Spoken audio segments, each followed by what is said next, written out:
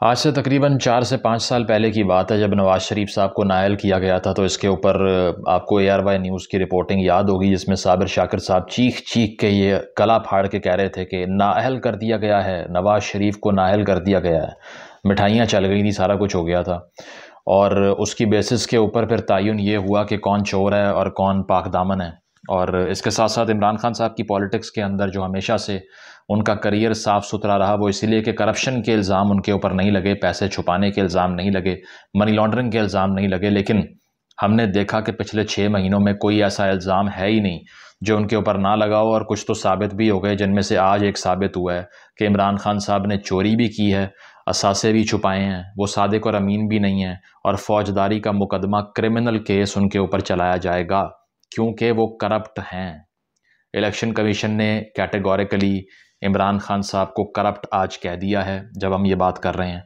तो इस दौरान जो एक सेलिंग पॉइंट था कि हमारी पार्टी के ऊपर ना कोई इल्ज़ामात और ना कोई केसेस हैं, इसीलिए हमें निकाला नहीं जा सकता, ये इमरान खान साहब का मुकदमा था। लेकिन हमने देखा कि 5 साल उनके भी मुकम्मल नहीं हुए। तो पहला लेसन क्या सामने आता है कि जितना भी कोई सादिक और अमीन यहाँ पर आ जाए, जिस पे कोई करप्शन का केस हो या ना हो, लेकिन जैसे ही वो ताउन करना बंद कर देगा तो उसको धक्का मार के निकाल दिया जाएगा, क्योंकि वो आता भी उन्हीं कंधों पर है जहाँ से उनको धक्का पड़ता है। पहली बात। दूसरी बात यह है कि अब ज़रा इस केस का पस मंज़र थोड़ा सा बयान करते हैं और फिर कंक्लूजन निकाल के आपको देते हैं कि आखिर हुआ क्या है और इसमें कसूर किसका है। तो पस मंज़र ये है कि इमरान खान साहब जब वज़ीर आज़म थे तो उनसे रिपीटेडली कहा गया कि जो तोहफ़े मिलते हैं आपको बाहर के ममालिक में जब दौरे पे जाते हैं वहाँ से, तो उसकी ज़रा तफसील सामने लेके आएँ। तो इमरान खान साहब, जो कि वैसे तो अंबियाए कराम की मिसालें देते हैं, रियासत मदीना की बात करते हैं, हज़रत उमर की मिसाल देते हैं कि उनसे किसी ने आके पूछा ये कुर्ता कहाँ से लिया, उन्होंने जवाब दिया।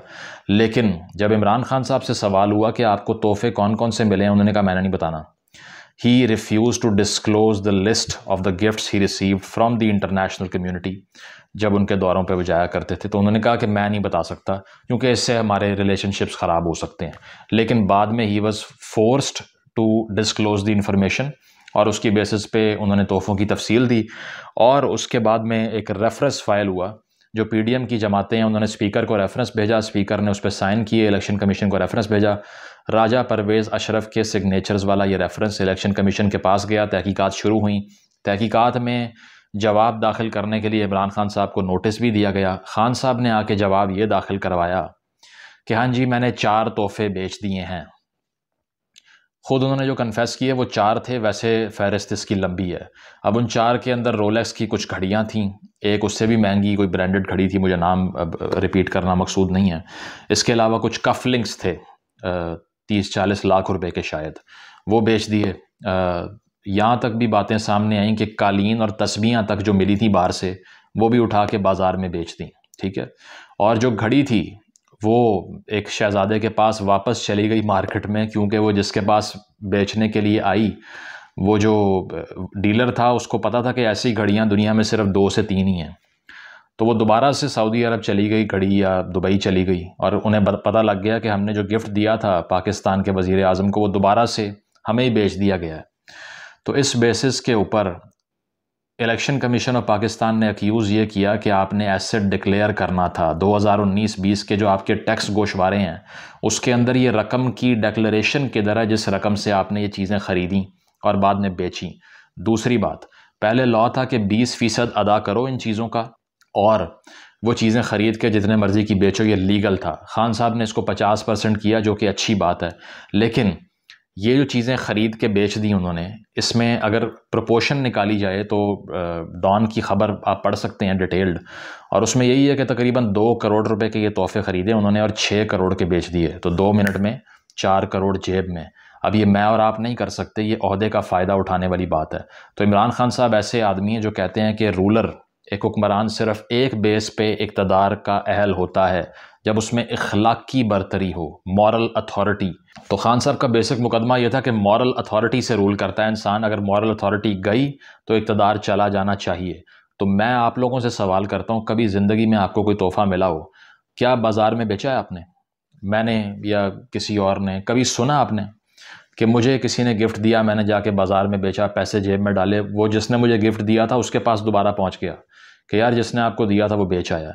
तो पहली बात तो हम ये करेंगे कि खान साहब को क्या ज़रूरत थी इस काम की। आप खुद ही कहते हैं कि वो 2 घंटे की टेलीथॉन करते हैं, 5 अरब कमा लेते हैं, उन्हें क्या ज़रूरत है घड़ी बेचने की? तो भाई बेची क्यों फिर? हमने कहा था बेच दो या किसी और ने कहा था? तो पहली बात, ये बहुत बड़ा ब्लंडर मारा उन्होंने, नीडलेसली ये गिफ्ट्स जाके बाज़ार में बेचे चंद पैसों के लिए, जो कि कुछ भी नहीं है। एक आदमी जो 300 कनाल के घर में रहता है उसके लिए 3-4 करोड़ की क्या अहमियत है? महीने का खर्चा भी नहीं है उसका। लेकिन पता नहीं किसने मशवरा दिया कि ये काम कर दें। अब आप लोग कहेंगे ये तो पहले भी दूसरों ने किया हुआ है, तो यकीनन किया हुआ है। जरदारी साहब और नवाज शरीफ साहब के ऊपर 20% अदा करके तोशाखाना से गाड़ियां लेके बेचने का इल्ज़ाम है, और उन्होंने वाकई किया है उस लॉ के तहत। लेकिन फिर मुझे ये बताइए कि जरदारी साहब, नवाज शरीफ और इमरान खान साहब में फ़र्क क्या है? अगर उन्हीं की मिसाल दे के अपने आप को जस्टिफाई करना है तो आप कैसे कह सकते हैं कि ये चोर नहीं है वो चोर है? फिर तो सब बराबर हो गए। महमूद व एयाज तो एक सफ़ में खड़े कर दिया आपने फिर। इसीलिए उनकी मिसाल तो यूज़ करना बनती ही नहीं है आपके लिए, because you are different, neat and clean. अब आ जाएं इसके लीगल एस्पेक्ट्स के ऊपर। तो अभी फ़िलहाल ये चल रहा है कि पीटीआई के तमाम जितने सपोर्टर्स हैं वो इस वक्त एलएलबी और एलएलएम और इसके साथ साथ क्या कहें वो बैरिस्टर बने हुए हैं स्टम्प ट्विटर के ऊपर, और सब कह रहे हैं कि court of law election commission of Pakistan नहीं होता, इसीलिए फ़ैसला हो ही नहीं सकता। तो भाई लीगल ओपिनियन हमेशा एम्बिगुअस और डिवाइडेड होती है। इमरान खान साहब वो तीसरे वज़ीर आज़म हैं जिनको टेक्निकल नॉकआउट किया गया है। वो किस तरह के, गिलानी साहब का आपको याद होगा, जिनके लिए नवाज शरीफ साहब जाके पेश हो गए थे कि ये जनाब इन्होंने वाकई चोरी की है और ये ख़त नहीं लिख रहे, वो जो स्कैंडल था मेमो गेट का उसके, तो ख़त ना लिखने पे कंटेम्प्ट की बेसिस पे यूसुफ रज़ा गिलानी को घर भेज दिया। ठीक है, उसके बाद में आई बारी नवाज शरीफ साहब की। वही नवाज शरीफ जो गिलानी साहब को निकलवाने के लिए काला कोट पहन के कोर्ट में गया था, उनकी जब बारी आई तो उन्होंने भी यही किया और नवाज शरीफ साहब को फारिग कर दिया। किस बेसिस के ऊपर? कि एक इकामा है उनका और वो इकामा उन्होंने अपने एसेट्स में डिक्लेयर नहीं किया। नवाज शरीफ ने कहा भाई मैंने तनख्वाह तो ली ही नहीं अपने बेटे की कंपनी से, तो मुझे क्यों निकाल रहे हो? तो उन्होंने ये कहा कि तनख्वाह आपने नहीं भी ली तब भी ये डिक्लेयर करना था कि आपके पास इकामा है, इसीलिए आप फारिग हो। 2 तिहाई अक्सरियत होगी, घर होगी, निकलो यहाँ से।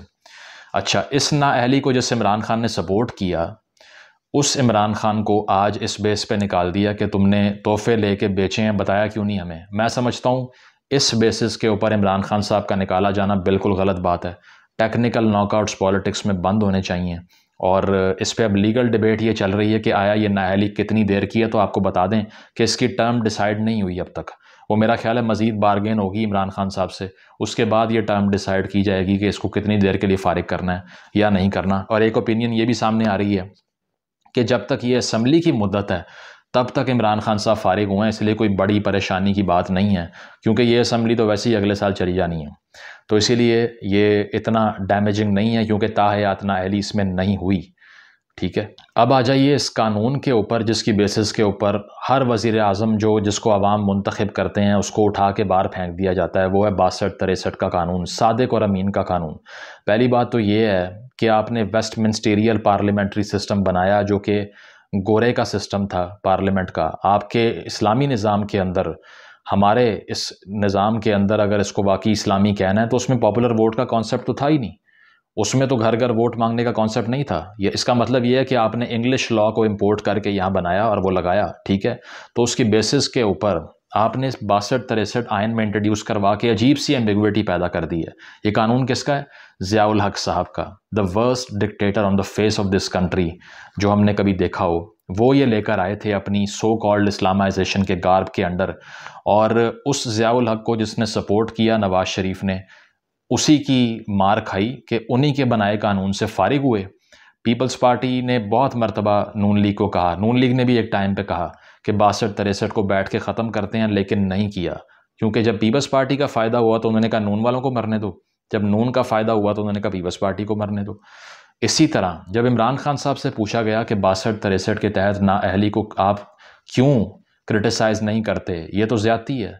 कोई भी सादिक और अमीन जो है वो साबित नहीं कर सकता अपने आप को। मैं और आप भी क्यों ना हो इस कानून में आसानी से फंस सकते हैं, क्योंकि हज़ार चीज़ें ऐसी होती हैं जो टेक्निकल ग्राउंड पे इन्वोक करके आपको फारिग किया जा सकता है। कोई मुश्किल काम नहीं है। तो इमरान खान साहब ने आगे से क्या जवाब दिया, ज़रा सुनिए।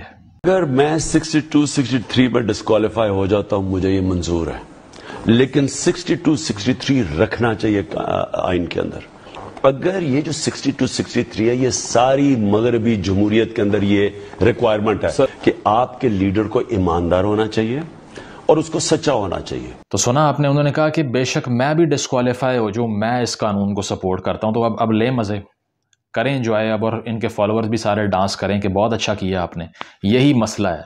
This is the root of entire rot and the entire cancerous problem, कि जब एक सियासतदान की, वो कहते हैं ना, छितर के नीचे जब वो आया होता है, तो और कोई उसको जो है वो बजाय कंडेम करने के डिफेंड करने लग जाता है कि अच्छा हो रहा है, मारो इसको, डिस्क्वालीफाई करो, निकालो, जेल में डालो।